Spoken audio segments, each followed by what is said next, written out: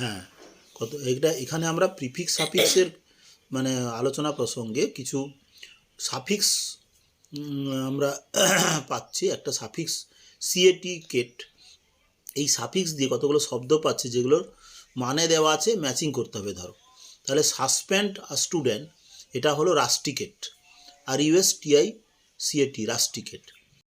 তোমার কমপ্লিকেট, জটিল করে তোলা, ঠিক আছে। ভেরি ডিটেইলড হচ্ছে ইন্ট্রিকেট। ইন্ট্রিকেট নামক এই শব্দটি সিএটি আছে, এটা একটা ভার্ব কিন্তু গঠনকারী সাফিক্স।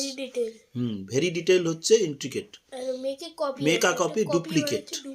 খুব ইন্টারেস্টিং কিন্তু এই এক্সারসাইজটা। Discover the position of locate, locate করা।